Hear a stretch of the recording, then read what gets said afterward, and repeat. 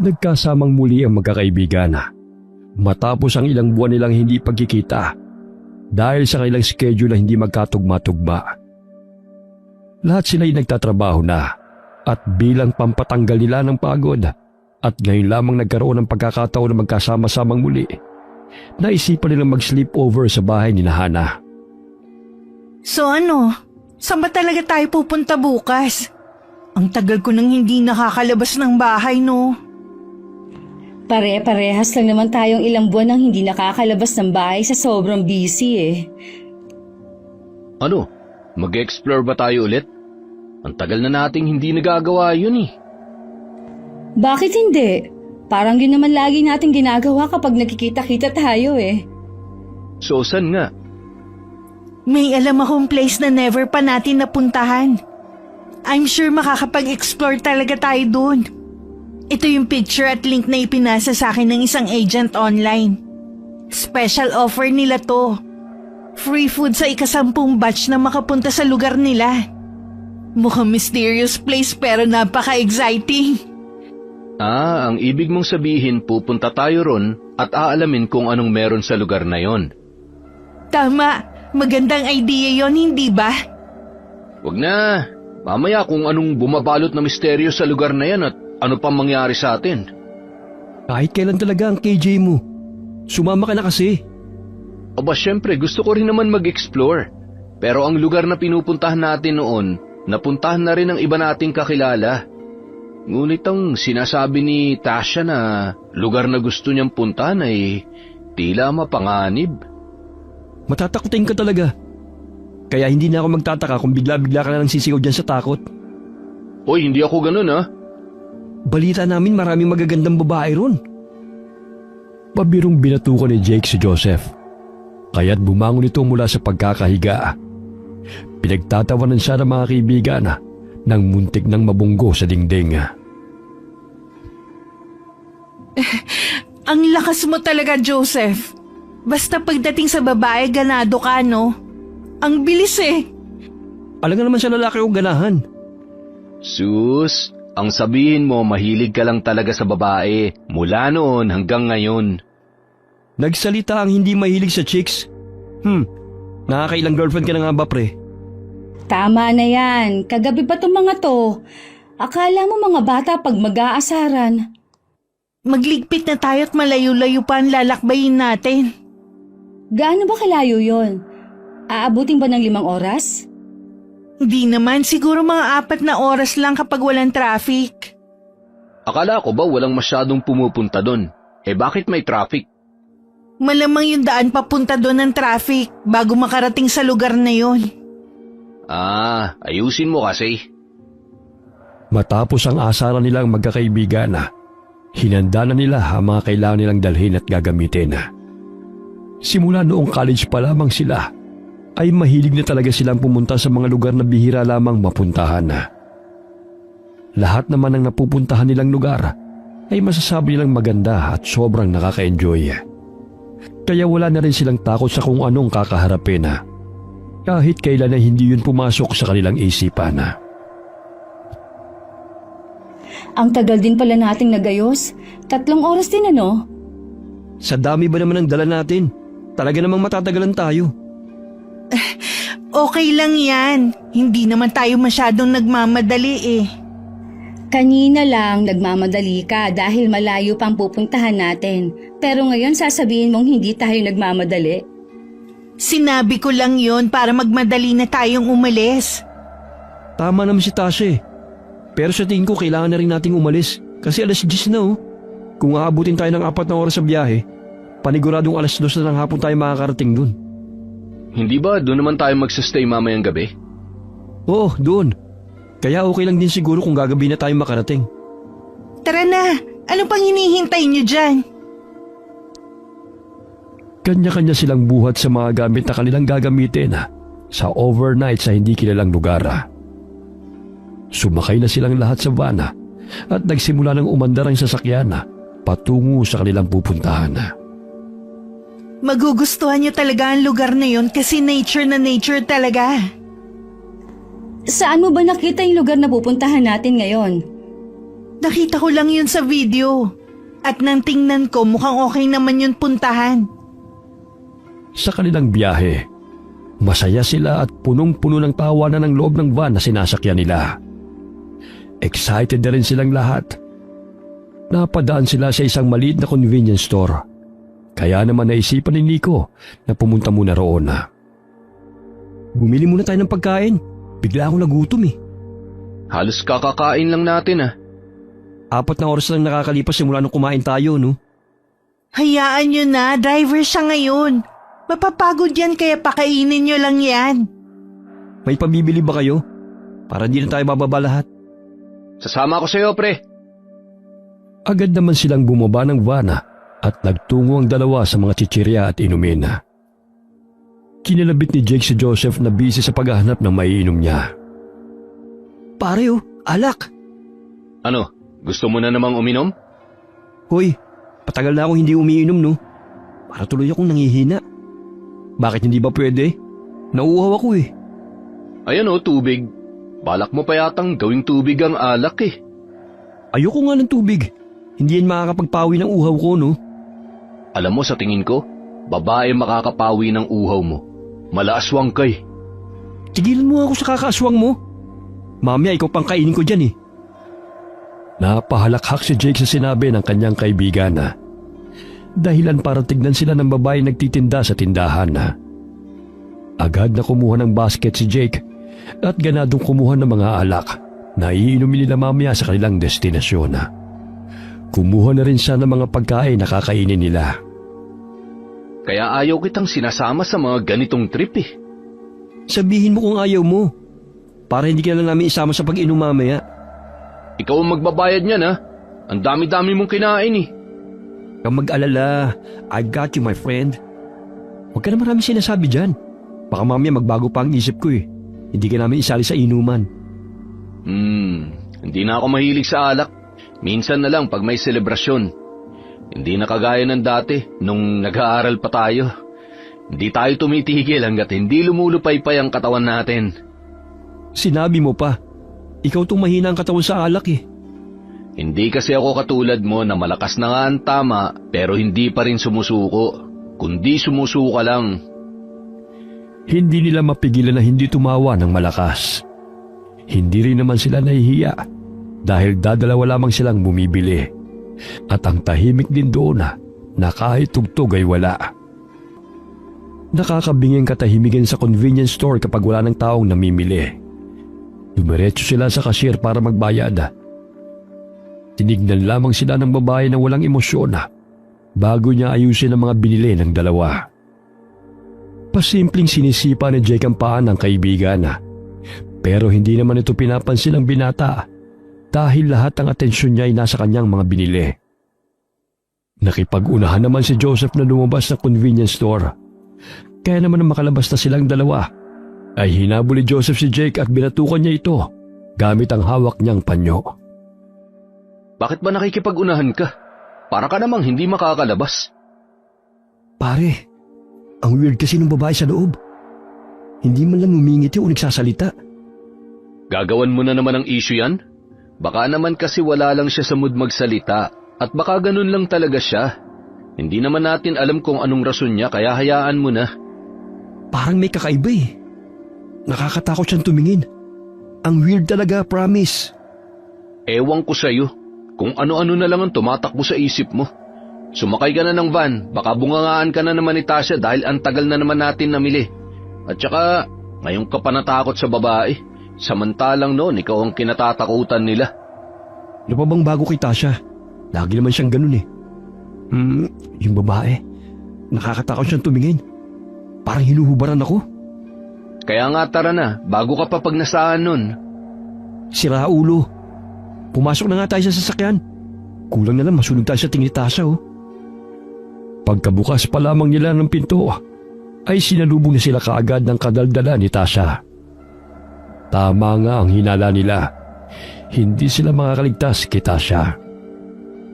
O ano na naman rason nyo? Bakit ang tagal nyo? Siyempre, bumili kami. Alam kong bumili kayo. Ang tinatanong ko, bakit ang tagal ninyo?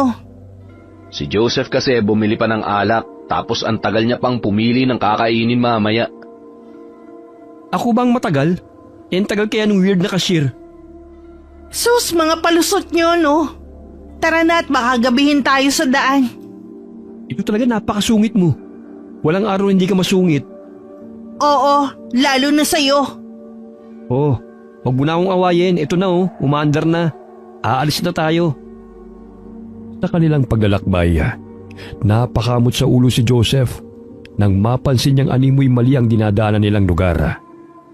Tumingin siya sa cellphone niyang nagpapakita kung saan ang daan na pupuntahan nila. Tumingin-tingin siya sa paligid at nasa liblib na sila na lugar. Ano nangyayari? Bakit parang hindi ka mapakali? Mali yung napasukan ko kaya pala kanina pa ako nagtataka kung bakit hindi tayo makalabas-labas sa lugar nito. Pero malapit na ba tayo? Siguro mga 1.5 oras pa. Kung hindi mali yung napasukan ko, baka nandun na tayo sa pupuntahan natin. Namali yung tingin ko eh. Akala ko sa kaliwa. Sa kanan pala dapat ako lumiko. Sige, iikot mo na lang. Normal lang naman yan, lalo na at first time nating nakapunta dito. Tumingin si Tasha sa kanyang relo upang malaman kung anong oras na. Mag-aalas 6 na ng gabi, kaya lumulubog na ang haring araw. Dahilan para dumilim na ang paligid. Kanina pa sila paikot-ikot na siyang dahilan para matagalan sila sa kanilang biyahe. Patingin nga ng direksyon na sinusundan mo. Mukhang tama naman ah. Nakakalito oh. Ang daming kaliwat ka ng papasukan kasi. Nakatulog ang mga babae dahil sa tagal ng biyahe. Makalipas ang 30 minutos ay nagising na ang lahat at nagmamasid na sila sa paligid. Wala silang nakikitang sasakyan na dumadaan sa kalye na kanilang tinatahak. Ganun na lamang ang pangamba na nararamdaman ng iba nilang mga kasamahan, lalo na ang magkasintahang Nico at Laika. Malapit na ba tayo? Medyo, pero 1 oras pa siguro. Malayo pa yan. Talagang ginabi na tayo ah. Nagkamali kasi ng pasok si Joseph kanina. Halos 2 oras siguro tayo nagbabiyahe sa maling daan. Ano? Di pala sana kanina pa tayo nakarating sa ating pupuntahan. Oo na, mali na ako. Ito na nga oh, bumalik ako para tahakin ang tamang daan. Atat naman kayo masyado. Pansin ko lang ha. Ganito ba talaga madadaanan natin bago tayo makarating sa pupuntahan natin, Tasha? Ang pagkakaalam ko, oo. Kasi ganito rin yata yung nakita kong dinadaanan nila sa video. Yata? Hindi ka pa sigurado? Paano ko naman kasi makukumpirma ng maayos ay ang dilim na ng paligid? Tingnan niyo nga yung mga ilaw sa labas. Iilan lang tapos ang lalayo pa ng pagitan. Tsaka nawawala ang signal ng cellphone ko. Paanong magkakasignal? Bundok na to oh. Ayan na naman kayo ha. Hindi na kayo nagbabago sa tuwing umaalis tayo. Hindi na nawawala ang bangayan ninyo.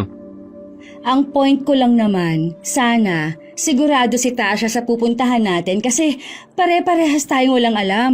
Tapos nakita niya pa yung lugar sa isang video lang. Kung yan palang iniisip mo, bakit sumama ka?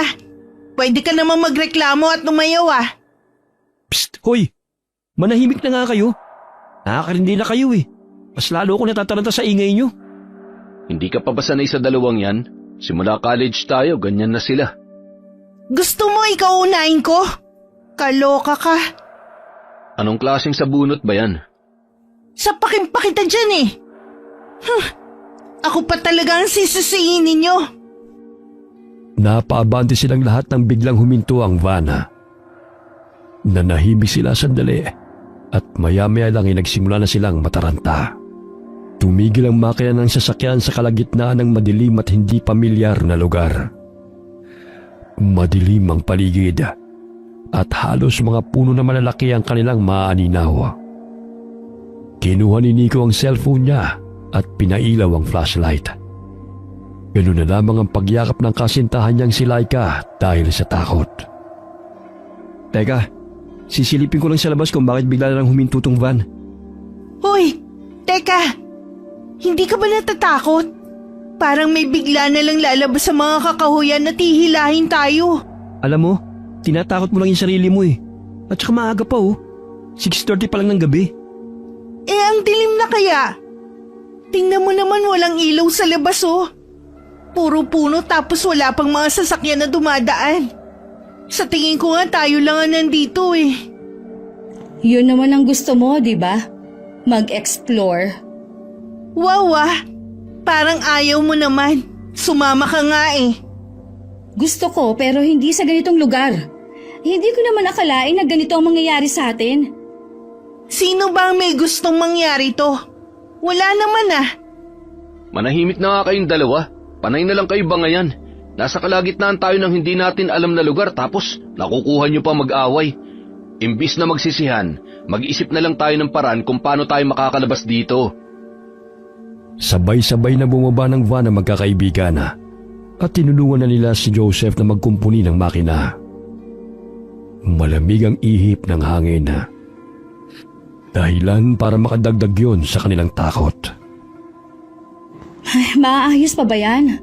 Makakaalis pa ba tayo rito? Mukhang malabo nga eh. Kailangan talaga na dalhin ng van sa mekaniko.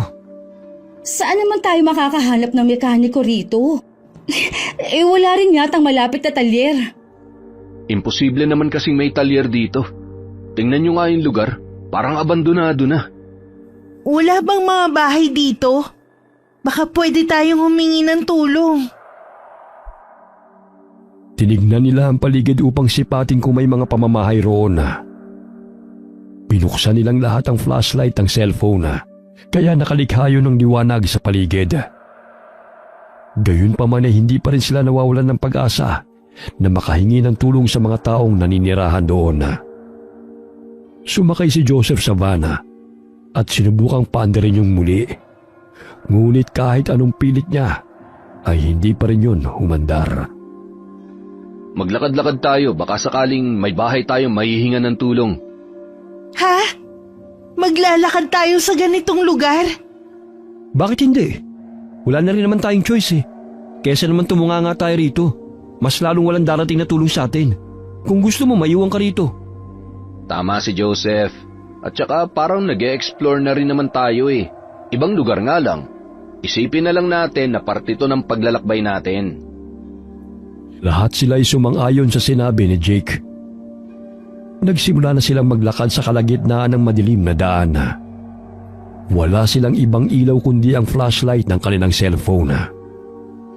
Halos magdikit-dikit ang kanilang katawan sa paglalakad dahil sa takot at pangamba. Walang ingay ang maririnig doon. Tanging paghampas lamang ng malakas na hangin at ingay ng mga kuliglig. May natatanaw na ba kayong bahay riyan? Wala pa. Mukhang malabo yata magkaroon ng bahay rito eh.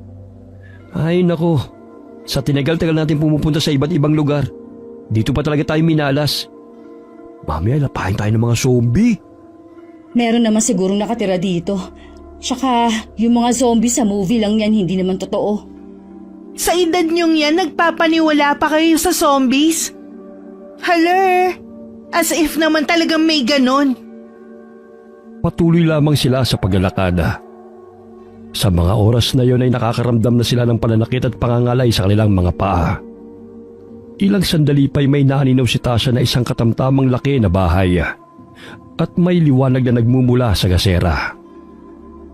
Guys, ayun oh, may bahay. May matutuluyan na tayo. Bahay nga! Ay, salamat naman kung ganun. Pagod na talaga ako. Gusto ko nang humiga. Patakbo nilang tinungo ang bahay, papasok sa mga nakahilerang mga puno. Dali-dali nilang tinahak ang madamong daan upang humingi ng tulong sa taong naninirahan doon. Baka mamaya may ahas dito, matuklaw pa tayo. Huwag na kayong mag-isip ng ganyan. Bilisan na lang natin dahil ayoko talagang magstay dito sa labas. Kinikilabutan na ako. Excuse me. Hindi naman to yung lugar na sinasabi ko ah. At saka kasalanan ko ba kung bakit biglang huminto yung van? Bakit? Sinabi ko ba? Tumahimik na nga kayo. Para kayong mga bata na walang tigil sa pagbabangayan. Mamaya nyo, maingayan pa sa atin ang nakatira dyan at hindi na tayo tulungan. Ilang sandali pa'y nakarating na sila sa bahay na pinangungunahan ni Jake. Walang pintura at medyo makalat ang mga gamit nito sa labas. Kung pagmamasdan ang bahay ay parang abandonado na rin dahil wala man lamang ingay na naririnig sa loob nito at nag-iisa lamang sa malawak na lupain. Parang wala naman yatang tao. Oo nga eh. Parang abandonado na. Eh di negative pala. Sa tingin ko wala na tayong mahahanap na ibang bahay bukod pa rito. Try na lang natin maghanap ng tao. Baka kasi meron naman tao sa loob at natutulog lang. Ang aga naman nilang matulog. Pag probinsya, mostly yan naman talaga ang kinagawian. Ikaw, Joseph, di ba taga-Capiz ka? Hindi ba nakakatakot ang lugar nyo katulad nito? Sus, hindi no. Tsaka sabi-sabi lang nila na maraming aswang sa Capiz. Pero wala naman akong nakita.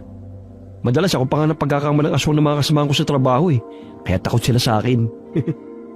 Akala nila kakainin mo sila. Ibang kain siguro. Ayan ka na naman. Umiiral na naman yung kamanyakan mo. Nagmasid si Hana sa paligid habang abala ang mga kaibigan niya sa pagtawag ng mga tao na maaaring mahinga ng tulong. Ilang sandali nakarinig sila ng kaluskos sa likod ng bahay na animoy tumatakbo ng mabilis. Narinig din nila ang tunog ng tuyong dahon na inapakan na nagdulot sa kanila ng labis na takot. Napalingon si Hana sa kanyang likuran dahil doon ang malakas na mga kaluskos. Pinailawan niya yun gamit ang cellphone ngunit wala naman siyang nakitang tao na naroon. Lahat sila'y nagsimula na maglakad. Pero si Hana'y nanatiling nakatingin sa paligid at tinitignan kung saan nanggaling ang kaluskos.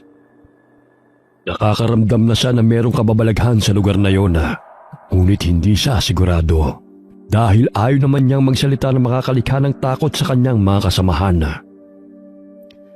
Inilibot niya ang mga mata sa kabuuan ng bahay. Paglingon niya sa bandang pintuan ay napasigaw siya. Sabay atras nang makita ang babae na nasa 50 anyos pataas ang edad.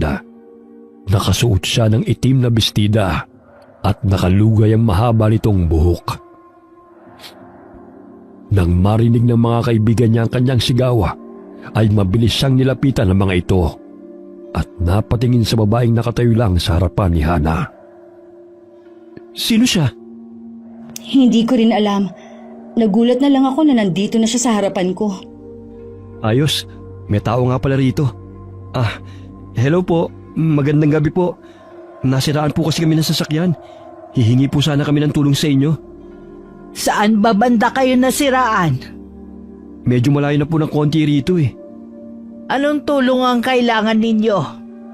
Baka may mga kagamitan po kayo dyan na pwede naming hiramin para maayos lang po namin yung sasakyan namin. Kagamitan para sa sasakyan? Pasensya na mga anak, pero wala akong mapapahiram sa inyo. May ibang bahay pa po ba dito na pwede po naming hingian ng tulong? Ay wala na. Malalayo na ang ibang bahay mula rito sa bahay namin. At delikado na rin maglakad ng ganitong oras. Maaga pa naman po kaso sobrang dilim na. Kung gusto ninyo, tumuloy muna kayo dito sa bahay ko para magpalipas ng gabi. Okay lang po ba? Nakakahiya po eh. Okay lang. May bakante na 2 kwarto pa naman dito sa bahay. Kaya pwede muna kayong matulog doon. Huwag na kayong mahiya. At saka wala na rin kayo mapaghihingan ng tulong. Kasi wala nang dumadaan na sasakyan dito sa amin kapag sumapit na ang 6:00 ng gabi. Mas delikado kung magpapalipas kayo ng gabi sa labas o sa sasakyan ninyo. Tama si Manang. Siguro mas okay na magpalipas na lang muna tayo ng gabi rito. Pasensya na po sa abala. Uuwi rin po kami bukas. Huwag niyo na munang intindihin yon. Ang mahalaga makapagpahinga kayo. Halina kayo't pumasok na tayo sa loob ng bahay. Maayos naman ang loob ng bahay Ngunit nakakaamoy sila ng malansa. Napansin ng babae ang reaksyon sa mukha ng kanyang mga bisita. Kaya't pangiti niyang sinabi na nagmula ang malansang amoy sa kinatay nilang karne ng baboy. Parang hindi naman ang galing sa karne ng baboy. Parang namatay na daga na hindi maintindihan. Ang ingay mo. Kahit talaga yung bunganga mo walang preno. Mahiya ka naman. Tayo na nga to nakikituloy. Magpasalamat ka na lang dahil may tao pang nagmamalasakit sa atin. Totoo naman kasi. Palibasa na puno na ng kulangot yung ilong mo, kaya hindi ka nakakaamoy. Hindi mo yata alam na malapit yung bunganga mo sa ilong mo. Siguro yan na naaamoy mo mabaho. Wala ka talagang patawad sa pamimintas. Magsasalita pa lang sana ulit si Jake nang takpan na kaagad ni Joseph ang bibig nito gamit ang palad niya. Kaya wala nang nagawa ang kaibigan kundi ang itikom nito ang bibig. Patuloy sila sa pagpasok ng bahay. Napamangha sila sapagkat malit lamang kung titingnan ng bahay mula sa labas. Ngunit malawak ito sa loob dahil may underground pa roon. Oh, itong kwartong to para sa mga babae. Mas malaki ito kumpara sa isang kwarto. Napansin ko kasi na mas maraming dalang gamit ang mga babae Salamat po, Aling Lita. Hindi namin sukat akalain na ganito po pala kaganda ang bahay ninyo. 3 lang kaming nakatira rito. Ako, ang asawa ko, at ang anak ng dati naming kasambahay. Kaso kami na nagpalaki sa kanya simula nang mamatay ang kanyang mga magulang. Kaya itinuring na namin siyang kapamilya. Napakabuti niyo naman po. Maraming naninirahan dito dati. Kaso nga lang dulot ng sunog, inilipat sila sa relocation site. Tapos yung bahay na pinagtatayuan ng mga tao noon, tatayuan na ng gusali. Siguro nagtataka kayo kung bakit ang bahay lamang namin ang natirang nakatayo rito, no? Yun ay dahil lupa ito na minana ko pa sa aking mga ninuno. Ayoko ipagbili dahil ito na lamang ang alaala ko mula sa aking mga magulang. Pumasok ang mga babae sa kwarto kung saan sila pinatuloy ni Lita. Sumunod naman ay tinawag na niya ang mga lalaki para ipakita na rin ang kwarto kung saan sila matutulog. Medyo malayo mula sa kwarto ng mga babae. Mabilis na humiga si Laika sa kama dahil gusto na niyang magpahinga. Halata ang kanilang pagod sa sobrang haba ng biyahe at sa paglalakad. Si Tasha na may kaagad na inayos sa mga gamit sa tabi ng malaking kabinet nang takip lamang ay kurtina na puti. Habang abalang dalawa, napansin kaagad ni Hana ang ilang patak ng dugo sa sahig na tila ba'y matagal nang marka. Tingnan mo, para siyang dugo na matagal nang natuyo. Pwede ba matulog na tayo? Gusto ko na talagang magpahinga. Hindi nagtagal ay nakatulog si Laika. Samantalang sina Hana at Tasha ay nangingibabaw ang kuryosidad sa patak ng dugo na nakita sa sementong sahig. Ganun na lamang ang gulat ni Hana nang biglang sumulpot sa kanilang harapan si Lita. Dugo yan. Nahiwa ko yung daliri ko nung nakaraang araw. Nagkataon na may kinuha ko rito. Pagpasensyahan na ninyo dahil nakalimutan kong ipalinis yan kay Mariela. Alam nyo naman, makakalimutin na ako dahil may edad na. Ay, ganun po ba? Parang lumabas naman ang puso ko sa gulat Pagpasensyahan nyo na at nagulat ko kayo. O siya, magpahinga na kayo ha. Kung kailangan nyo ng tulong, tawagin nyo lamang ako. Opo, maraming salamat. Kahit anong lakas ng pagtili ni Tasha at Hana, ay hindi pa rin nagigising si Laika dahil sa pagod at malakas ang kanyang paghilik. Naniwala sila sa sinabi ng babae, kaya't na matapos ang pag-aayos ng gamit, ay napagpasyahan nilang pumunta sa kwarto ng mga lalaki. Hinayaan na lamang ni Hana at Tasha ang natutulog na si Laika, kaya't hindi na nila ito ginising pa. Umiinom na siguro ang mga yon. Ang tahimik na So, dinala talaga nila yung mga binili nilang alak kanina dito? Nakakaya naman sa may-ari ng bahay. Sa tingin mo ba may hiya pa ang mga yan? Kapag gusto talaga nilang uminom kahit nasa ibang lugar pa sila, iinom talaga ang mga yun. Makakatikim na naman sila ng pambubunganga ko. Narinig ni na Jake ang mga boses ng mga kaibigan nila sa labas ng kanilang kwarto. Kaya naman nagmadali silang igilid ang mga alak na iniinom nila na 10 minuto na ang nakakalipas. Siniguro nila na hindi yun mapapansin ni Hana. Kaya tinakpan nila yon ng kanilang mga dalang gamit. Sinubsob nila ang kanilang mga katawan sa malaking kama at nagtalukbong na nagkukunwaring natutulog. Pinangunahan ni Tasha ang pagbukas ng pinto ng kwarto. Napangiti silang dalawa nang maamoy nila kaagad ang alak na iniinom ng mga kaibigan.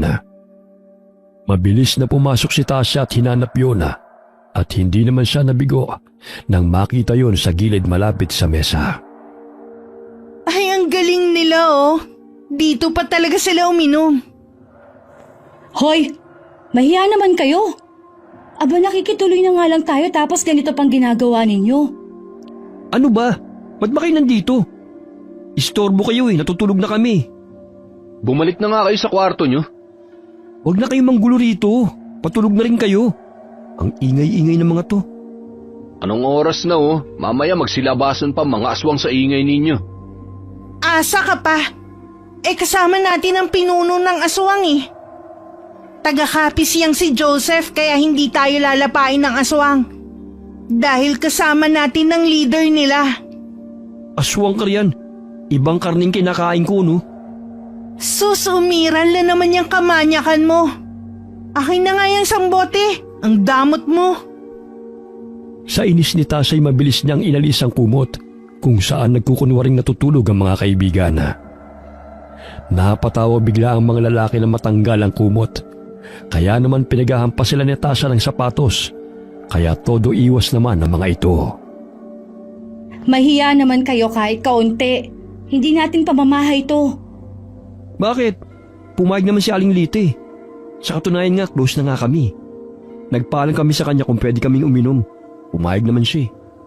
Kung gusto nyo ring uminom, sumali na lang kayo para hindi kayo nagagalit dyan. Masikip dito. Doon na lang tayo sa labas. Kunwari pa kayong galit. Gusto nyo rin naman kaming sabayin sa pag-inom Style nyo, bulok. Mabilis na inakbayan ni Joseph si Tasha at dumiretso na silang lumabas ng kwarto. Nagtulungan ang magkakaibigan na dalhin ang mga inumin na kanilang dala. Hinayaan ni Aling Lita na gawin ang kanyang mga panauhin ang kagustuhan ng mga ito. Kinuha ni Joseph ang lamesa na kahoy na nakadikit sa dingding at inalis ang mga tuyong dahon sa ibabaw nito. O yan, may lamesa na tayo. Wala naman tayong upuan. Problema ba yun? Di maghanap. Ay nako, nakakamiss talaga ang ganito katahimik na lugar. Ang sarap mag-aliw na walang iniisip na trabaho. Parang tinamaan ka na yata ng Black Label Malakas kasi ito Kaya itong pamparelax ko. Kahit napakadilim ng paligid, hindi natakot ang dalawa sa paghahanap ng upuan. Sa paglalakad ni Hana habang hawak ang cellphone na pinapailaw, nakarating siya sa isang kubo hindi kalayuan sa bahay kung saan sila tumutuloy.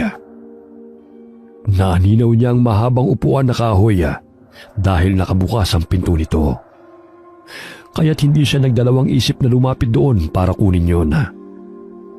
Dahan-dahan siyang pumasok sa maliit na pintong kahoy at nang hawakan na niya ang upuan, bigla siyang nakarinig ng malalim na boses ng lalaki.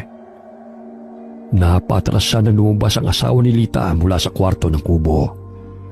May hawak itong malaking kutsilyo na panghiwa sa mga karne. Sorry po. Pinatuloy po kami ni Aling Lita sa pamamahay niya ngayong gabi kasi nasiraan po kami ng sasakyan. Tumango lamang ang lalaki. Ilang sandali tumalikod na ito at lumakad palayo. Nanginginig ang mga kamay ng dalaga na napayakap sa kanyang sarili. Pagpasensyahan mo na yang si Mario, Ineng. Nanibago lamang sa mga tao. Mabait naman yang asawa ko. Mahilig lang siyang mangaso kaya palaging may patalim. Dito kasi sa kubo ang kanyang pahingahan dahil malamig ang hangin. Talaga po? Pasensya na po kayo. Pwede po ba kaming makahiram ng upuan na ito? Abay, walang problema. Sige, gamitin ninyo. Magpakasaya kayo habang kayo'y nagbabakasyon. Alam ko namang mahirap ang buhay sa lungsod eh. Hindi gaya rito sa probinsya na napakasimple lamang. Ang sabi niyo po kasama niyo po si Mariela? Nasaan po siya ngayon? Maagang natutulog yon. Huwag kang mag-alala. Kapag nagising yon, sabihan ko makipagkwentuhan sa inyo. Mahihain kasi ang batang yun eh. At walang kaibigan. Ganun po ba? Sige ho, hihiramin ko lang po itong upuan. Sabik na kasi ang mga kasamahan ko uminom at kumain ng pulutan.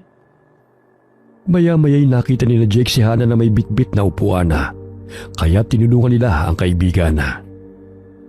Ilang sandali nagsimula na silang mag-inuman na, habang si Aling Litay bumalik sa kwarto nito. Masaya silang nag-aawitan, dala na rin ng kalasingan na. Ngunit naparami ang inom ni Joseph, kaya't hindi na nito makontrol ang sarili sa kakulitan at kalibugan. Lumayo ka nga sa akin, lasing ka na no? Kung ano-ano na yung pinagagawa mo.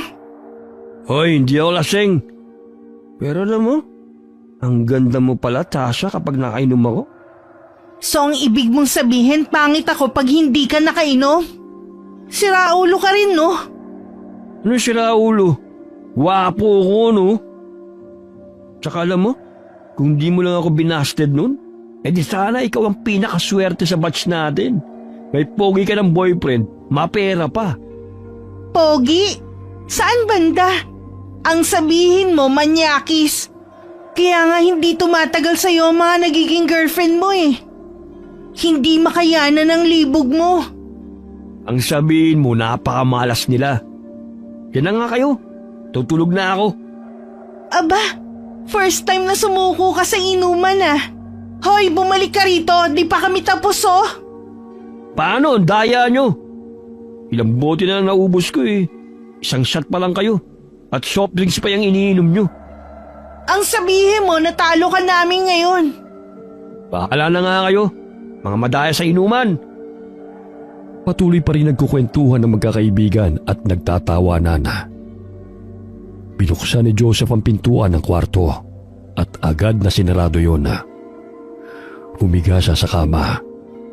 Ngunit nandilat ang kanyang mga mata nang mapansin ang babaeng natutulog. Sa tulong ng lampara sa kwarto ay nakita niya ang mukha nito. Nadagdagan ng pag-init ng katawan ng binata dahil sa hubog ng katawan ng babae. Hinubad niya ang kanyang damit at pantalona. Hindi na niya mapigilan ang sarili, kaya't dinaganan niya ang babae. Ikaw siguro yung dalagang kasama ni na Aling Lita. Napakaganda mo ah. Makinis at sariwa. Ibinulat ni Mariela ang kanyang mga mata nang maramdamang may humahalik sa kanyang pisngi, pababa sa kanyang puso na papunta sa kanyang pagkababae. Naamoy rin niya ang alak sa hininga ng lalaki. Nang maramdaman ni Joseph na gumagalaw ang babae, ay tinakpan niya ang bibig nito gamit ang kanyang kamay. Huwag kang maingay. Sandali lang naman ito eh. Ang ganda mo. Ngayon lang ako nakakita ng babaeng kagaya mo. Ha? Dahil sa sobrang kalasingan ay hindi na napigilan ni Joseph ang kanyang kalibugan. Ganun na lamang ang pagpupumiglas ni Mariela. Ngunit naalimpungatan siya nang biglang may mabigat na nakadagan sa kanyang katawan. Inutulak niya ang binata at gustong kumawala sa bisig nito. Ngunit binusalan siya ni Joseph sa bibig gamit ang damit nito at malakas niyang sinuntok si Mariela sa puso na dahilan na unti-unti itong nawala ng malay. Wala pang babaeng umaayaw sa akin. Lahat ng gusto ko tinitikman ko. Makakawala ka lamang sa bisig ko kapag nakaraos na ako sa'yo. Pumayag ka man sa hindi. Wala ka nang magagawa pa. Hindi ka matutulungan ng mga mangmang mong mga magulang. Matagal nang sakit ni Joseph ang bagay na yun na. Nawawala siya sa tamang katinuan kapag malakas na tinamaan ng alak at nagagawang hindi dapat na mangyari, katulad ng pangahalay. Ilang beses na siyang inireklamo ng pang-aabuso. Ngunit dahil sa kanilang salapi na babayaran niya ang mga biktima upang patahimikin. Matagal na rin siyang pinagsasabihan ng kanyang mga kaibigan na itigil na niya ang masamang bisyo dahil nagdudulot lamang ito ng kapahamakan. Pinunit ni Joseph ang damit ni Mariela at hinalik-halikan ito sa buong katawan. Halos naglalaro lamang si Joseph sa ibabaw ng babae habang ginagawa ang pangahalay nito. Batid niyang siyang nakauna sa babae, ngunit nang makaraos ay labis ang kanyang kasiyahan. Bagamat ang sayang naramdaman ay panandalian lamang. Matapos ang kanyang ginawang kahalayan, ay sinuot niya ang kanyang pantalon at damit. Pangisi niyang sinulyapan ng walang malay na si Mariela na nakahiga sa kama. Pakihipot ka pa. Gusto mo rin naman eh. Bukas ulitin natin muli yung ginawa natin, ha? Nabitin kasi ako eh.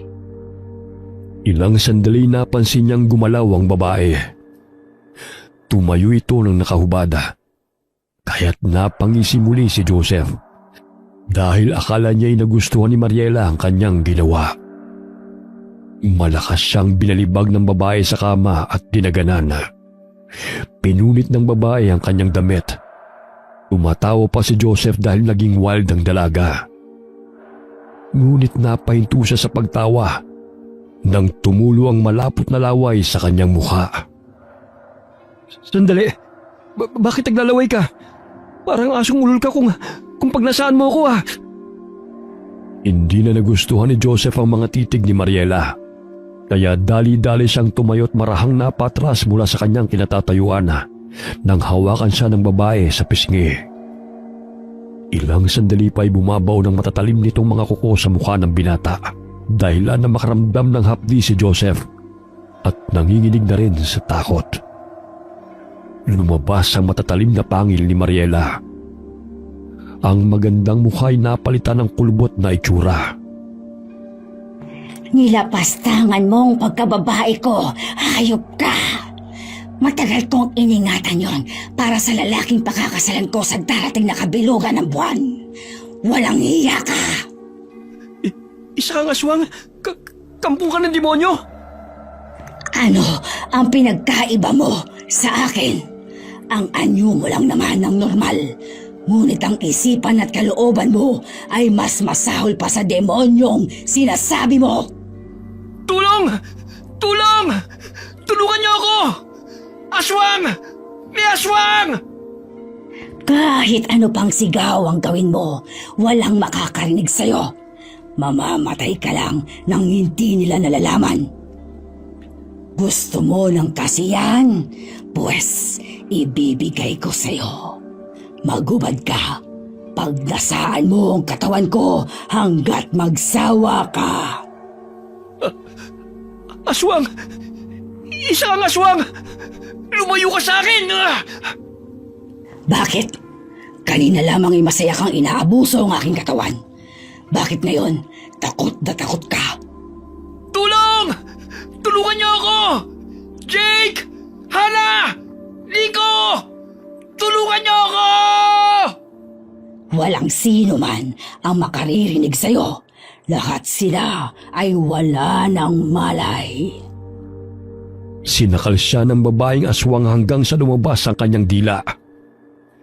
Kinagat ng aswang ang nakalawit na dila ni Joseph at walang awang winakwak ang tiyan ng binata gamit ang matatalim nitong kuko. Hinalukay niya ang laman loob nito at kinain ang puso. Sa wakas, nakakain din ako ng sariwang laman ng tao. Bastos kang lalaki ka. Nababagay lamang sa'yo to. Lapastangan. Mas masahol ka pa kesa sa hayop. Oh, ano ba ang nangyari, Mariela? Bakit narito ang lalaking yan? Ginahasa niya ako. Nilapastangan niyang pagkababae ko. Bakit siya nakarating sa kwarto ko? Siguro na pagkamalan niyang kwarto nila to. Hindi na importante yan. Liligpitin ko na lang ang kalat mo. Sa dinami-dami ng lalaking nagtangkas sa akin, itong lalaking itong nagtagumpay na halayin ako. Hayaan mo na siya. Napatay mo naman eh. Kaya nakapaghiganti ka na sa lalaking yan. Ang importante may makakain na tayong muli na sariwang laman. Nagpalinga-linga sa paligid ang magkakaibigan dahil hindi na nila nakitang bumalik si Joseph. Ang lakas ng loob mag-iyang minom, pero siya tong unang tumiklop. Tingnan mo nga kung sa kwarto natulog yun. Mamaya makita na naman sa banyo yun eh. Kagaya na lang nung huli tayong magbakasyon. Ayaw nga no. Tarantado talagang lalaking yun. Pinuntahan ni Jake ang kaibigan sa kwarto upang siguraduhin na naroon nga ito. Ngunit pagbukas niya ng pintuan ay wala ito roon. Nakaagaw ng kanyang pansin ang isang lalaki na animoy may kinakarga. Ngunit hindi malinaw sa paningin ni Jake dahil madilim ang paligid. Oh, nakita mo ba ang moko ngayon? Nanggugulat ka naman eh. Hindi, wala siya rito. Saan naman yun nagpunta? Teka, naiihi na ako eh. Hindi mali sa isip ni Jake ang taong kanyang naaninaw sa dilim. Hinahanap niya sa paligid ang kaibigan, ngunit hindi niya ito nakita. Maliban sa isang babae na duguan at animoy wala sa tamang katinuan. Dinuduro pa nito si Jake habang nanlilisik ang mga mata at sinasabing pinagsamantalahan siya. Hindi akong gumawa sa inon. Sino ka? Bakit ganyan ang ayos mo? Nariyan ka pala, iho. Huwag mong pansinin si Mariela. Siya ang sinasabi kong anak ng aming kasambahay noon. Nawala siya sa tamang pag-iisip buhat na mawala ang kanyang mga magulang. Pero, Aling Lita, ang sabi niya pinagsamantalahan daw siya. Sinong gumawa sa kanya nun? Hayaan mo na siya. Huwag mo na siyang problemahin. Bumalik na kayo sa inyong ginagawa. Naabala patuloy ang kasiyahan ninyo.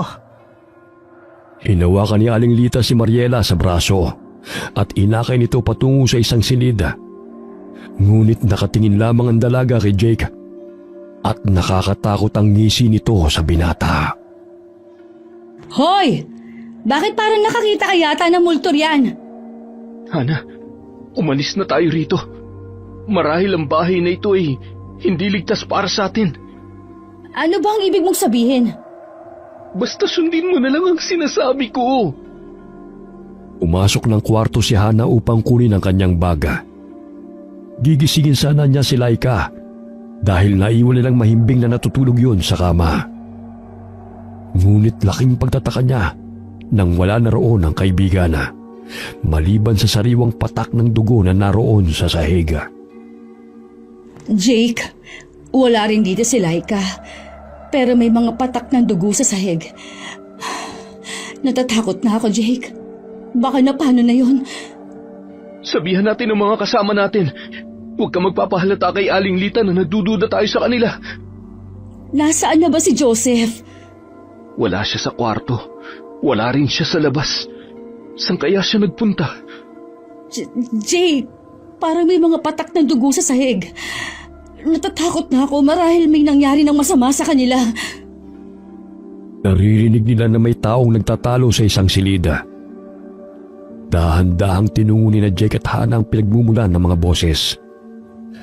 Mula sa siwang ng pintuan ay naaninaw ng dalawang dugo ang katawan ni Joseph habang may mga paa ng babae sa ilalim ng mesa. Patayin na natin silang lahat. Katulad ng lapastangan ng lalaking ito. May lakas na loob pa siyang gahasain ako. Napatay mo naman siya, bakit ka pa nagagalit? Hayaan mo na munang manatili ang mga kasamahan niya rito. Wala naman silang pupuntahan dahil nasira naman ang sasakyan nila. Basta, patayin silang lahat. Ang mga katulad nila ay dapat nang mamatay. Mas masahol pa sila kesa sa atin. Mga taong walang ginawa kundi ang mga alipin. Kitang-kita ko pa kung paano nila alilain sina amang at inang. Kung paano nila ako saktan, gutumin at kawawain. Kaya nang makatakas ako mula sa mga tao, ay sinumpa kong ipaghihiganti ko ang ginawa nila sa amin. Tapos ang walang hiyang lalaking ito ang siyang yumurak sa pagkababae ko. Galit na tinadtad ng babaeng aswang ng patalimang bahagi ng katawan ni Joseph. Napatakip na lamang ng bibig si Hana habang pigil sa pag-iyak. Dahan-dahan siyang inakay ni Jake palabas ng bahay. Hindi inaasahan ay nasagi ni Jake ang maliit na balde na naroon sa tabi ng pinto. Dahilan na makalikha yun ng ingay. Lumabas ng silid si Aling Lita. Bit-bit pa ng asawa nitong si Mario ang putol na ulo ni Joseph. Hindi makapaniwala sina Jake at Hana na patay na ang kanilang kaibigan. Jake, ayoko pa mamatay. Paano na tayo makakatakas sa lugar na ito gayong sira na ang kotse? Huwag kang mawala ng pag-asa. Makakatakas tayo rito. Bilisan mo. Nariyan na sila. Aray! Sakit ang pa ako! Malapit na sila. Bilisan mo bago tayo abutan ng mga kampo ng kadiliman na yan. Diyos na mahabagin, tulungan niyo po kami. Ilayo niyo po kami mula sa kapahamakan. Maawa na po kayo sa amin. Hinagis ni Mario ang patalim patungo sa dalawa. Ngunit maliksing binuksan ni Jake ang pintuan na nakatapat sa kanila. Kaya't imbis na sa kanila tumama ang patalim ay naharang yun ng pintuan. Ganun na lamang ang pagtataka ng kanilang mga kasamahan dahil humahango sila sa pagtakbo palabas ng bahay. Umalis na tayo rito bago nila tayo maabutan. Mga aswang sila. Hay nako, lasing lang kayo. Meron pa natira oh. Hindi kami nagjo-joke. Please, maniwala kayo sa amin. Mga aswang sila. Patay na sina Joseph at Laika. Pinatay nila ang mga kaibigan natin. Takbo na, bilis! Si Nico, lasing na. Pinagtulungan nilang buhatin si Nico dahil tila wala na ito sa tamang ulirat. Natumba pa sila habang lumalayo sa naturang bahay. Please, Nico, gumising ka. Mahuhuli nila tayo. Hindi ka namin pwedeng iwanan rito. Totoo bang aswang sila? Oo, narinig pa namin na ginahasa ni Joseph yung Mariela. Kaya ganun na lamang ang galit niya. Siraulo talaga si Joseph. Wala talagang preno ang harapan nun. Lahat pinapatos. Ayan tuloy, imbis na humaba ang buhay natin, tinatarget na tayo ng mga aswang. Doon na muna tayo magtago sa mga damuhan. Nakita sila ni Mario kaya tumakbo sila patungo sa van. Hindi pa rin nahihimasmasan si Nico, kaya't naging mabagal ang kanilang pag-usada. Binuksan nila ang pintuan ng van at doon nagtago. Lahat sila'y pumunta sa kaliwang bahagi ng van at nagsiksikan. Pinapanood nila si Mariela sa anyong aswang na pilit na binubuksan ang pinto ng sasakyan. Baka mabuksan niya yung pinto.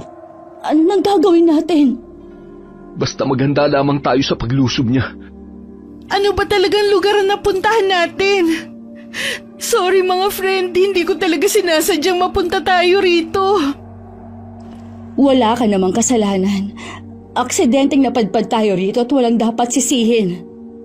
Ayun na ang aswang. Siguradong nandyan din ang mga kasama niya. Pagtulungan nating hilahin ang pinto para in case na mabuksan niya, nakahanda tayo. Agad naman silang kumilos. Hinila nila kaagad ang pinto ng vana, kahit na takot sila. Napansin ni Jake na umalis ang aswang sa pintuan, dahilan na makaramdam ng ginhawa ang magkakaibigan. Ngunit ilang sandali napalingon sila sa bandang likuran ng vana nang marinig nila ang pagbasag sa salamin. Biglang hinablot ni Mario si Nico at hinila palabas ng vana. Ganun na lamang ang pagsigaw ni Natasha at Hana habang hinihila ang kaibigan mula sa lalaking aswang. Bitiwan mo si Nico! Hayop ka! Yung kamay ni Nico, hilahin mo, Tasha! Wala na tayong kawala sa mga aswang. Napaka-agresibo nila na halos sabik sa laman at dugo. Si Laika, na paano siya? Wala na rin siya. May nakita akong mga paa ng babae sa ilalim ng mesa. Sigurado akong si Laika yun. My gosh, hindi ko sukat akalain na aabot tayo sa ganito. Mamamatay tayong lahat sa lugar na to. Pinaghahampas nila ng kahoy ang aswang. Ngunit wala na silang nagawa pa nang matagumpay na nakuha ng amang aswang si Nico. Umaago sa mga luha sa mga mata ng magkakaibigan nang makitang tinatadtad ng saksak ang katawan ni Nico. Halos maduwal pa si Tasha nang makitang nilalantakan ni Mariela ang laman loob ng binata at sinisipsip pa ang sumisirit na dugo nito mula sa nahiwang laman. Paano na tayo makakatakas ito? Gayong napakalakas nila. Wala tayong laban sa mga aswang na yan. Hindi na lang sana tayo pumunta rito. Tignan niyo, 3 na sa atin ang nawala. Kasalanan ko ang lahat ng to. Hihintayin pa ba natin na isa pa sa atin ang makuha nila ulit? Tash, wala naman may gustong mangyari ito. Hindi naman natin alam na ganito ang mararanasan natin eh. Kailangan natin makakuha ng gasolina. Yun ang magiging sandata natin sa kanila. Yun lang, ang hirap naman. OMG, natuon na naman ang pansin nila sa atin. Si Aling Lita, tingnan niyo. Pumangit na lalo ang mukha niya. At kawangis na niya ang unggoy na tila kinuyumo sa mukha. Kahit sa ganitong sitwasyon, mapamintas talaga yung bibig mo, no? Totoo naman eh. Sa tingin mo maganda ba yan? Huwag na kayo magtalo. Kailangan natin makaalis rito bago pa nila tayo malapa. Dahan-dahan kayong bumaba. May bakal akong nakapari ito. Oh, ito pliers at screwdriver. Kahit papano'y magagamit natin to laban sa kanila. Ang sakit na ng katawan ko. Parang nawala ang kalasingan ko sa kakatakbo. Basta, ang isipin mo, makakatakas tayo sa kanila. Hindi pwedeng lahat tayo ay gawin nilang pagkain. Siguro maraming naliligaw rito pero kinakaibigan ng matandang babae sa gayon ay makuha niyang loob ng mga tao at mabilis siya magawa ang kanilang masamang balak. Gumapang sila palabas ng van at dahan-dahang nagkubli sa mga damuhan. Naramdaman nilang lumapit ang matandang babaeng aswang sa van at tinignan nito ang 3 magkakaibigan. Saan na nagpunta ang mga yun? Ginagalit nila talaga ako. Hoy mga animal! Wala na kayong kawala! Walang sino man na nakakatakas dito! Kahit saan man kayo magtago, mahahanap namin kayo! Balugod namin kayong tinanggap sa aming pamamahay! Ngunit anong napala namin sa inyo? Hinalay ng kasamahan ninyo ang aming anak! At kayong mga kasamahan niya, hinahayaan niyo lamang ang kawalang yan ng kaibigan ninyo! Anong klase kayong kaibigan? Mga walang kwenta! Tinanggap daw. Sus ko, alam ko lang na ito ang mangyayari sa atin eh, di sana hindi na ako tumuloy. Akala mo naman utang na loob pa natin sa kanya ang tanggapin sa pamamahay niya. Tsaka kung hinalay man ni Joseph ang anak-anakan niya, abay hindi na nating kasalanan yun. Ginagalit lang talaga ako ng aswang na yan. Tumahimik ka nga. Marinig pa niya tayo. Nakakainis eh. Teka, umuulan ba? Hindi. Bakit? Bakit parang nababasa ako? Tapos mainit-init pa. Napatingala si Tasha ng animoy may bumubuo sa tubig sa kanyang mukha. Pagtingala niya'y tumambad sa kanyang paningin ng lalaking aswang na umiihi sa damuhan. Hindi niya napigilan ang kanyang sarili na magalit.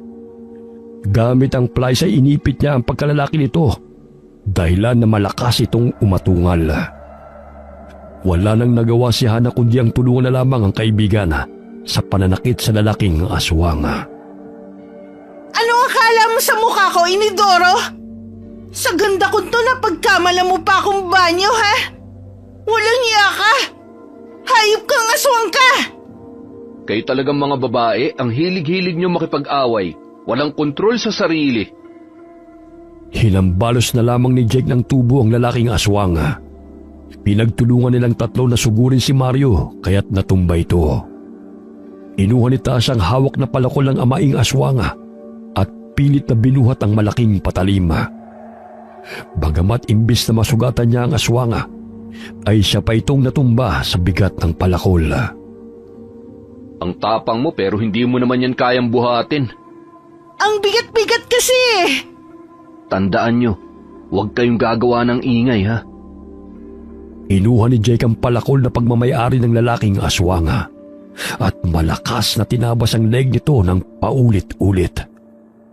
Napuruhan ito sa leg ng saksak ni Hana gamit ang screwdriver. Muling inundayan ng saksak ni Jake ang amaing aswang hanggang sa mawalan ito ng malay. Huli na nang mapansin ni Mariela na nakahandusay ang amain sa lupa habang pasinok-sinok na nangingisay ito. Tila nawawala ito sa kanyang sarili sa tuwing kumakain ng laman at wala itong pakialam sa mga nangyayari.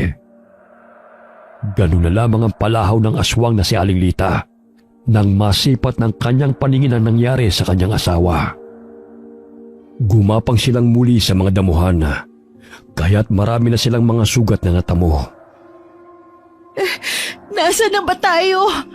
Ang sakit-sakitin ng katawan ko. Gusto ko na magpahinga. Hindi pa pwedeng huminto. Malapit na ang mga aswang, maaari pa nila tayong mahuli. Kung hindi tayo mamamatay sa kamay nila, mamamatay naman tayo sa pagod. Hindi ko na talaga kaya. So ano, magpapahuli ka na lang sa kanila, ha? Gayong ang layo-layo na ng tinakbo natin. Pare-pareho tayong pagod. Susuka lang tayo pero walang susuko. Masakit na talaga ang mga paa ko. Kaya mo yan. Isipin mo na kailangan nating makauwi. Nagulat sila nang muling tumayo si Mang Mario na ang buong akala nila'y napatay na ni Jake. Papalapit ito sa kanilang kinaroroonan kasama ang aswang na sina Aling Lita at Mariela. Naisip ni Jake na iligaw ang tatlong aswang upang iligtas ang dalawa niyang kasamang babae. Tumayo siya mula sa pagkakadapa upang maagaw ang atensyon ng mga aswang. Tumakbo si Jake at biglang lumiko sa lugar kung saan maraming puno.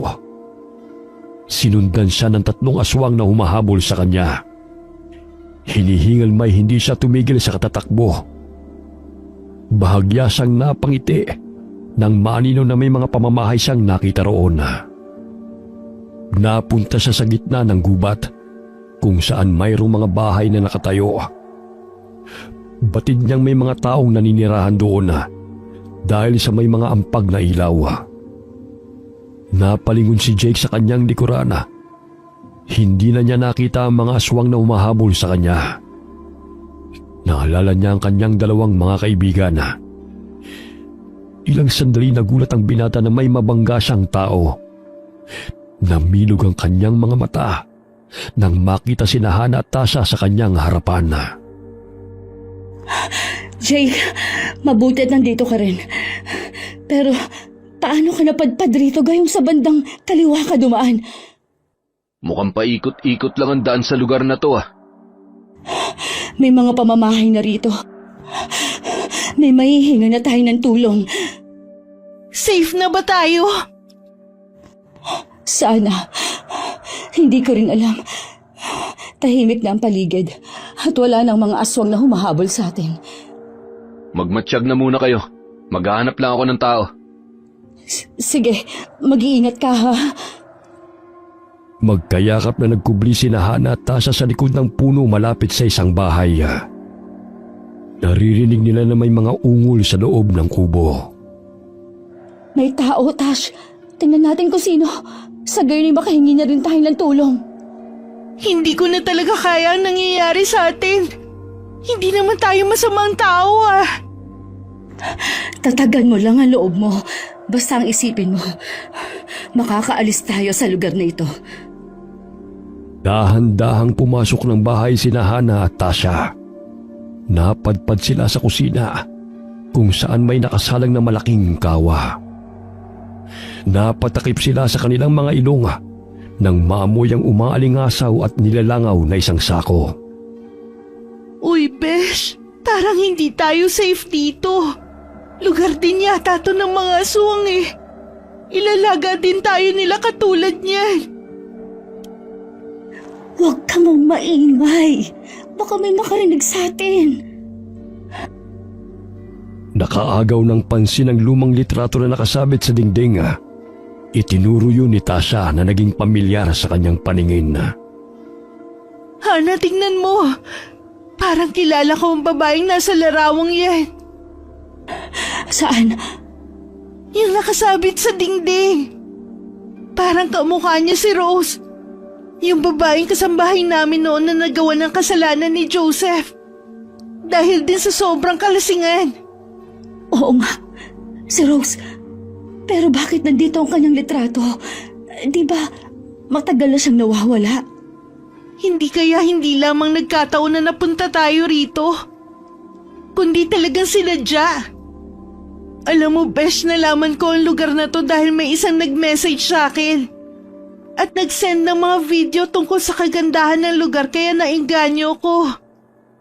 Marahil hindi aksidente ang pagpunta natin dito. Ano ba ang ibig mong sabihin? Na marahil pinaghihiganti ang pagkamatay ni Rose. Parang totoo ang sinabi ni Aling Lita na hindi tayo mabubuting kaibigan. Dahil pinagtakpan natin ang kabalastugan ni Joseph. Dahil lamang sa mapera sila. Ayaw ng parents niya na malagay sa kahihiyan ng pamilya nila. Kaya pinatahimik niya ang lahat na nakasaksi sa ginawa niyang kahalayan kay Rose matapos ang prom natin. Hindi ako naka-attend nung araw na yun. Kasi may sakit ako. Ganon din si Jake dahil nanganak ang ate niya. At siyang nagbantay sa ospital. Natatakot ako, Besh. Marahil napunta tayo dito dahil sa nangyari kay Rose. At naulit na naman ng kalibugan ni Joseph sa ginawa niya kay Mariela. Yun nga lang hindi siya nakaligtas. Napatigil sila sa pag-uusap nang marinig ang tiling ng isang babae. Lumabas sila ng kubo at naaninig nila sa ibabaw ng buhay na bato si Aling Lita na nagsasalita habang kaharap ang ilan sa mga tao.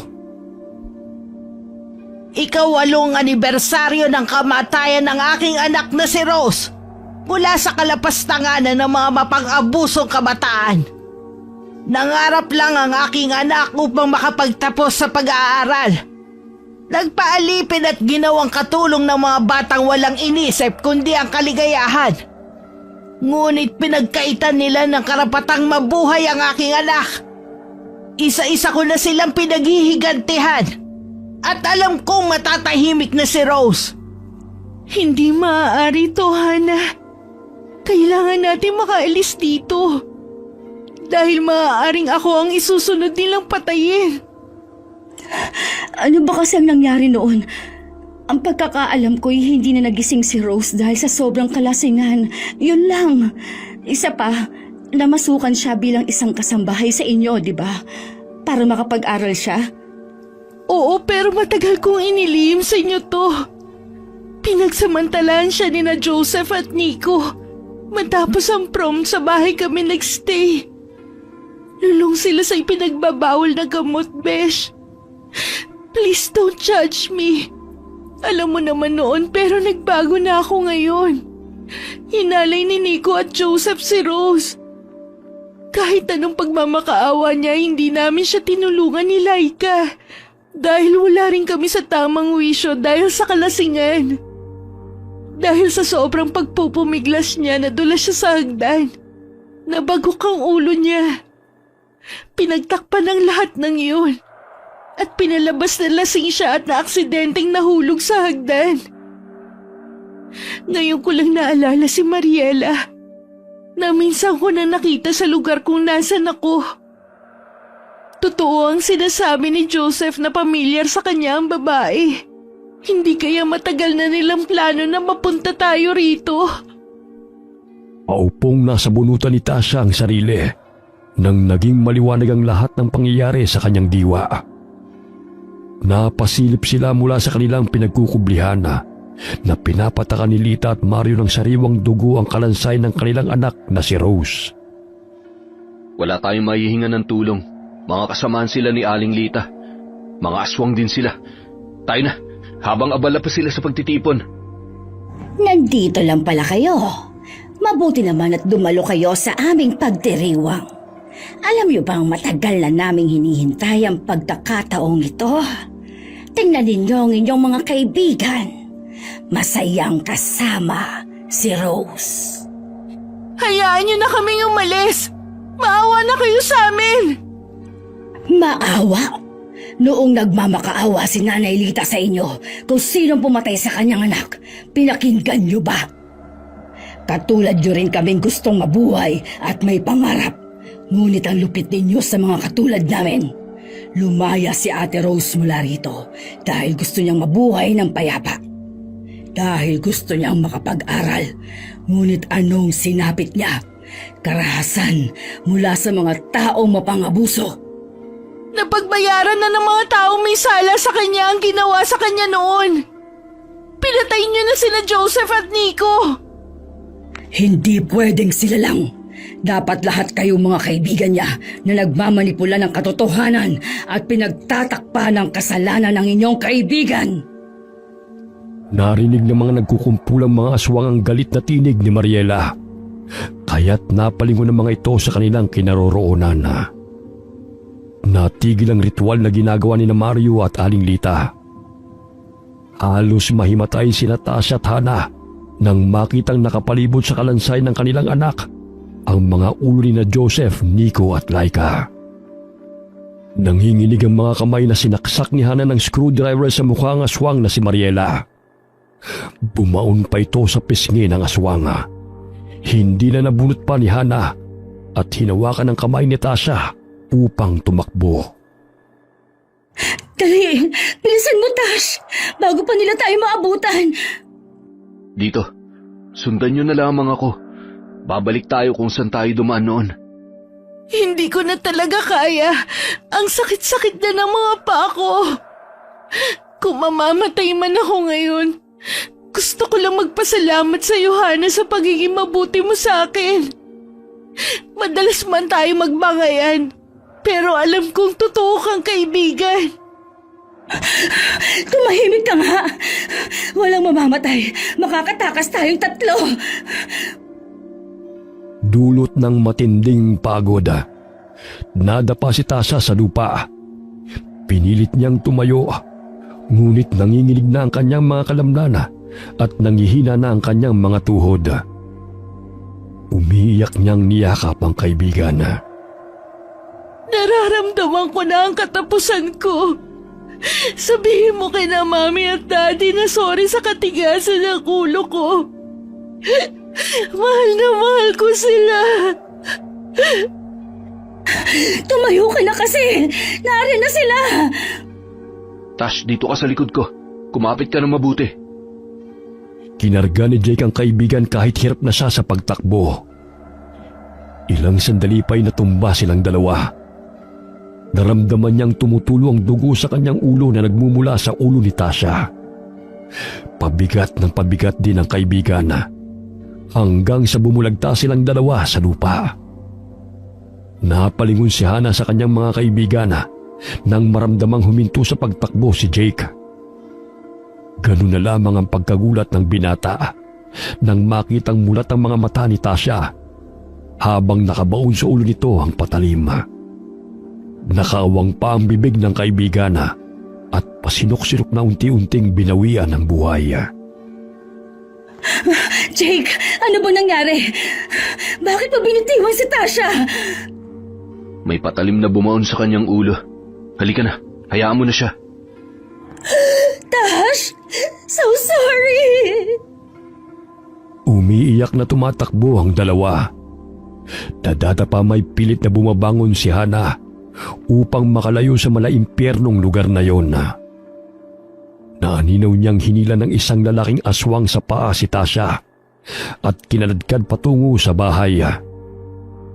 Napahinto sa pagtakbo ang dalawang magkaibigan nang humarang si Mario sa kanilang harapan. Nakangisi pa ito at itinaas ang hawak nitong palakol upang ibaon yun sa ulo ni Jake. Subalit malakas siyang sinipa ng binata sa sikmura. May nadampot na bato si Hana, kaya't ibinato niya yun sa ulo ng aswang. Walang hiya ka! Ha? Kayong dapat na mamatay sa dami ng pinaslang ninyo! Hana, bilis ko mong palakol niya habang hindi pa siya nakakatayo.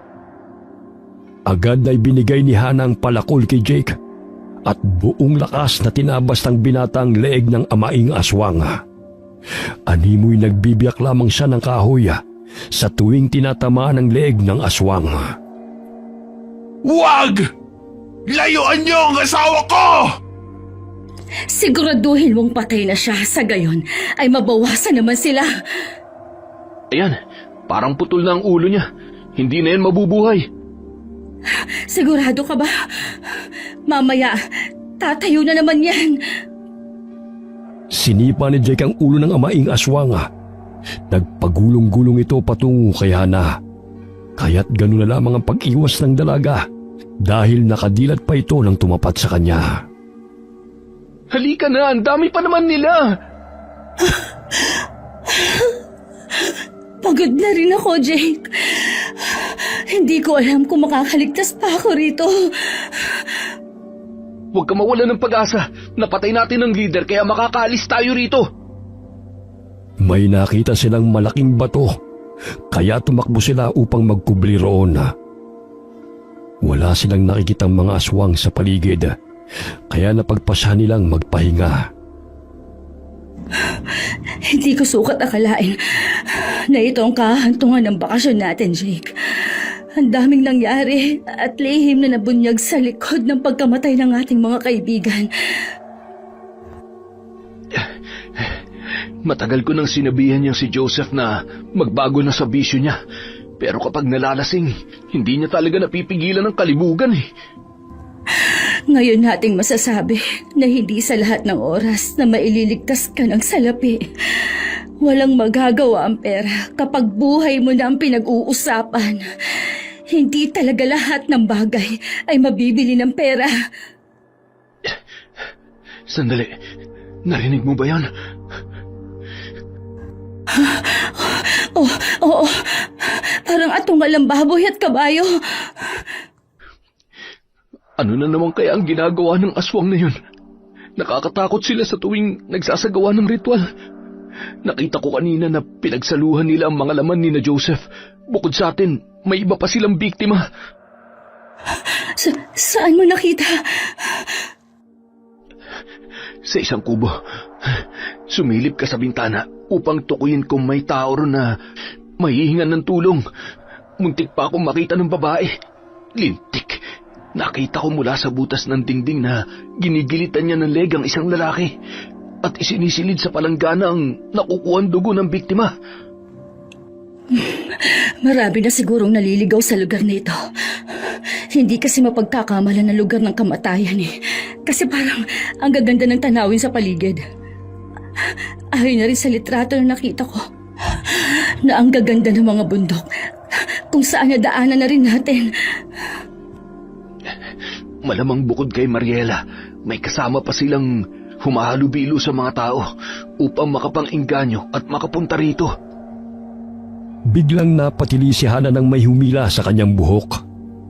Sinabunutan siya ni Lita at hinila pataas. Gayon na lamang ang pagpupumiglas ng dalaga. Akala niyo ba'y hindi namin kayo matatagpuan? Pagbabayaran ninyo ang pagpatay niyo sa aking asawa! Bitiwan mo ako, matandang aswang! Wala kaming kasalanan ni Jake sa inyo! Kung hindi kami sinaktan ng asawa mo, hindi sana niya aabutin ng ganon. Pues mas dodoblihin ko pa ang paghihirap ninyong dalawa kesa sa dinanas ng mga kaibigan ninyo. Bitiwan mo si Hana, hayop ka! Pinagkatiwalaan ka namin tapos gagawin niyo pala kaming pagkain? Wala kaming kinalaman sa pagkamatay ng anak mo. Kung napaslang man namin ang asawa mo, yun ay dahil sinaktan niya kami. Mga hangal! Kasabot kayo ng mga kabataang pumaslang sa aking anak. Magmamaang-maangan pa kayo. Pare-pareho lamang kayong mga sinungaling. Hinayaan ninyong babuyin ng mga kaibigan ninyo ang nag-iisa kong anak. Wala man lang kayong ginawa upang tulungan siya. Wala kami ni Hana nung mangyari ang insidente. Hindi nga kami dumalo ng prom at hindi namin sila nakasama. Yan din ang sinabi ng mga kaibigan ninyo na wala silang kasalanan. Para patas, lahat na lamang kayo'y papatayin! Nanginginig ang mga kamay ni Jake na hinataw ang kamay ng babaeng aswang na humihila sa buhok ni Hana. Ganun na lamang ang takot ng dalaga na baka tamaan ng kanyang ulo o di kaya mapigtas ang kanyang leeg. Malakas ang sigaw ni Hana nang makita ang papalapit na palakol sa kanyang ulo. Ilang sandali bumagsak si Hana sa damuhana nang maputol ang kamay ng aswang na sinita. Tumutulo pa ang dugo sa kanyang noo na nagmula sa naputol na kamay ng babaeng aswang. Malakas na atungal ang muling maririnig na umalingaw-ngaw sa paligid. Akala ko katapusan ko na. At ang ulo kong puputulin mo. Grabe ang takot ko, ha. Nakikisama rin ang pulso ko. Tara na, bago pa dumating ang kasamahan ng aswang na yan. Bumagsak ang aswang na silita mula sa itaas ng bato dahil sa pamimilipit sa sakit ng maputol ang kaliwang kamay nito. Habang tumatakbo'y naroon pa sa ulo ni Hana ang kamay ni Lita, kaya't tinanggal niya yun na mahigpit na kumakapit sa kanyang buhok at itinapon na. Hindi kayo makakatakas! Dito na kayo mamamatay! May sapusa ka rin pala, tanda. Hindi ka pa talaga nadadala hanggat hindi natatabas yung dalawang mga kamay mo, no? Dalawa lang kayo laban sa aking mga kasamahan. Wala na kayong mapupuntahan pa! Hayaan niyo na kaming makatakas. Pangako, hindi namin isisiwalat ang mga nalalaman namin. Hindi kami utu-uto para pumayag sa kagustuhan ninyo. Minsan na kami napahamak dahil sa traidor na taong aming pinagkatiwalaan. Tinugis ang aming lahi at hindi kami binigyan ng karapatang mabuhay. Tigilan niyo na kasi ang paghahasik ng lagim at ang pamatay. Naaninaw ni Jake na malapit na sila sa van. Abang abala ang mga kasamaang aswang ni Aling Lita sa pagkain at pagtadtad sa kanilang mga biktima, ay inutusan niya si Hana na kumuha ng gasolina sa van. Hinalungkat ni Hana ang mga gamit sa van. May nakita siyang hose na ginagamit ni Jake minsan sa pagkuha ng gasolina at inililipat sa galon. Ang hirap naman ang pinaggagawa ni Jake. Makakayanan ko ba talaga to? Parang masusunog naman ang laman loob ko kapag natuluyan kong nahigop tong gasolina. Halos masuka pa si Hana sa baho ng gasolina. Ngunit pinisil niya ang kanyang ilong at hinigop ang hose. Sa gayon ay tuloy-tuloy ang paglabas ng gasolina mula sa tangke. Nalasaan pa niya ang gasolina na dumampi sa kanyang bibig. Agad niyang isinalin sa galon ng gasolina sa tulong ng maliit na hose. Nagpalinga-linga siya sa paligid, sakaling may umaaligid na aswang. Ilang sandali pa'y may narinig siyang mga yabag ng paa, kaya't dali-dali niyang sinarado ang galon ng mapuno na yon. Napasandal siya sa van at tinignan niya sa ilalim ng sasakyan ng mga paa ng aswang na gumagala sa paligid. Dito ka lang pala nagtatago. Pinahirapan mo pa kami sa paghahanap sa'yo. Umalis ka kung ayaw mong ibuhos ko to sa'yo. Paano mo naman magagamit yan? Eh wala kang ang posporo. Basta, umalis ka. Lumayo ka sa akin! Ibubuhos ko to sa'yo! Tumatawa pa si Mariela na lumalapit kay Hana. Ganun na lamang ang pag-atras ng dalaga hanggang sa napasandal siya sa van. Binuksan niya yun at pumasok. Ngunit basag na rin ang mga salamin noon at mauhuli din siya ng aswang na si Mariela. Naaninaw niyang may 2 lighter na naroon na pagmamay-ari ni Joseph. Huwag kang lumapit! Ibubuhos ko tong gasolina sa'yo! Sige, gawin mo! Yan lang ba ang kaya mo? Ang takutin ako! Lumapit ang aswang kay Hana. Ngunit bago pa man niya nahablot ang dalaga, ay sinabuyan na siya nito ng gasolina sa mukha. Dahilan na napapikit ang aswang na si Mariela. Muli itong napatingin kay Hana matapos na pinahira ng mukha gamit ang mga kamay. Ganun na lamang ang pandidilat ng mga mata ng aswang nang makitang may hawak na lighter si Hana at may lumalabas na maliit na apoy mula roon. Ilang sandali itinapon ni Hana ang lighter mula sa kinaroroonan ng aswang. Kaya lumiyab ito at nagpagulong-gulong sa lupa. Muli niyang sinabuyan ng gasolina ang aswang upang masiguro na hindi na ito makakaligtas pa. Huwag mo kasi akong pangunahan. Alam kong teritoryo niyo to. Ngunit hindi ako papayag basta-basta na lang na magpapatalo sa inyo. Alam kong may pagkakamali ang aking mga kaibigan at kailangan na pagbayaran ng nagawa nilang kasalanan. Ngunit hindi dahilan na kumitil kayo ng buhay katulad nito. Patakbong tinungo ni Hana ang kinaroroonan ni Jake dahil lumalapit na ang ibang aswang sa kinaroroonan nila ni Lita. Ganun na lamang ang paghambalos ni Jake ng itak sa matandang aswang at mababanag ang pagod ng binata. Huwag kang susuko, Jake. Malapit na ako. Mapapagod ka rin, bata. Hindi ka nasisikatan pa ng araw at makakasama mo na ang mga kaibigan mo. Hindi ako titigil hanggat hindi ko natatabas yung mga binti at ang natitira mong kamay. 2 galon na gasolina ang dala ni Hana. Hinihingal siya habang lumalakad bitbit ang mga ito. Nagkubli siya sa mga puno upang hindi siya makita ng mga aswang. Naninaw niyang parami ng parami ang lumalapit sa kinaroroonan ni Jake, kaya't dali-dali niyang tinungo ang kaibigan. Dala ko ng pinakukuha mo. Abay, napakakunat naman ng buhay ng babaeng yan. Hindi ka pa nalapa ng mga kasamahan ko. Oo, pero ang anak-anakan mo si Mariela ay nauna pang mamatay kesa sa akin. Kaya layuan mo na kami kung ayaw mong sumunod sa kanya. Anong ginawa mo sa kanya? Siyempre, pinatay ko siya.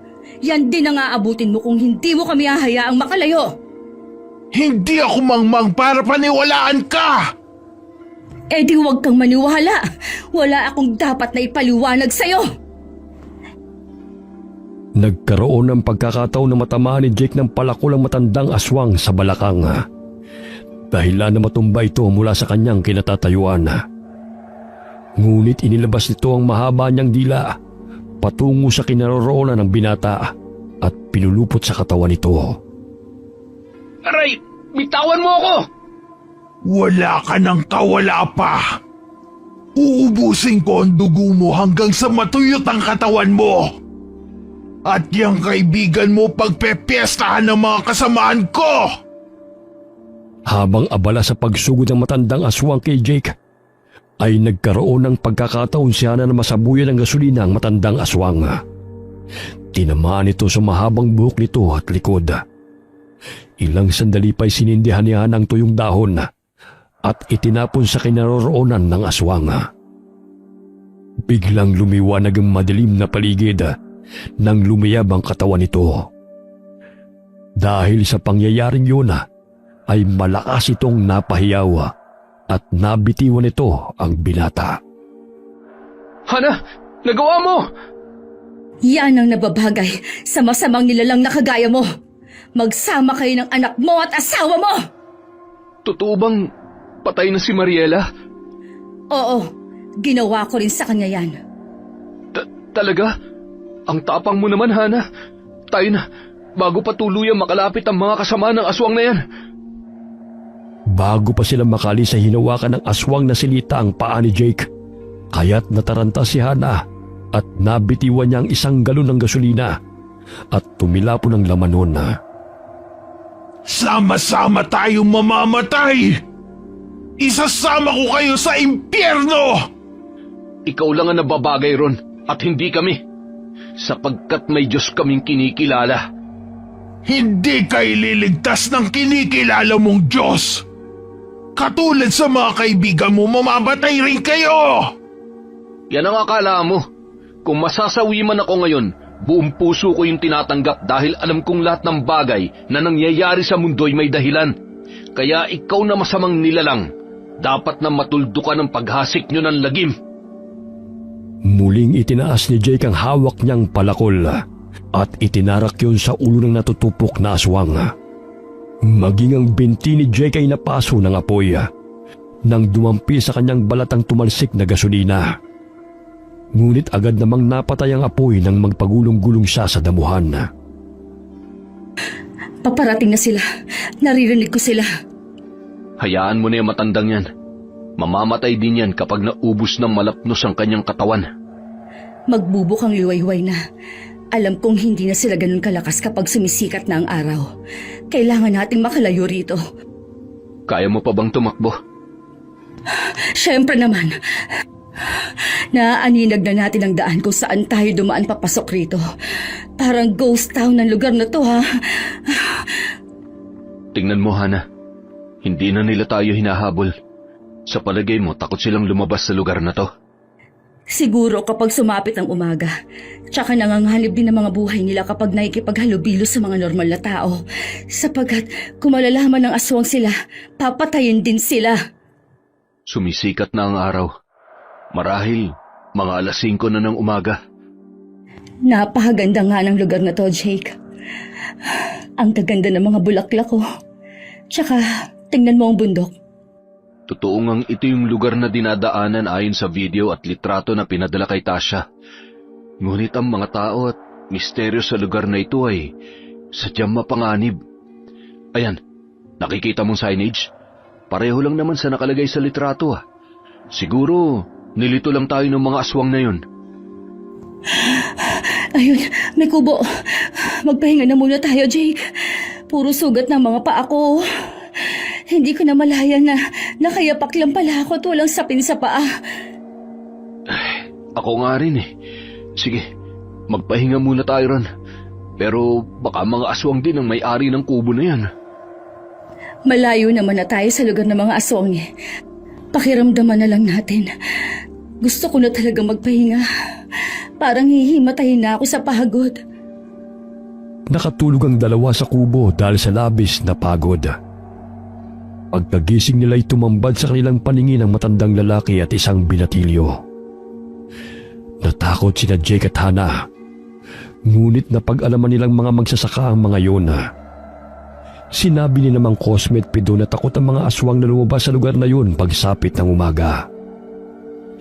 May mga pangontra din sila laban sa mga aswang, kaya hindi sila nilalapitan ng mga ito. Palipat-lipat ang tirahan ng mga aswang dahil tinutugis din ng mga tao. At ang iba sa kanila ay nakikipaghalubilo sa mga tao. Nanatili ang dalawa kasama ng mag-ama. Nang manumbalik ang kanilang lakas, ay umuwi sila sa kanilang bahay. Bit-bit ang masalimuot na karanasan mula sa lahi ng mga aswang. Wakas. As. As. As. As. As. As.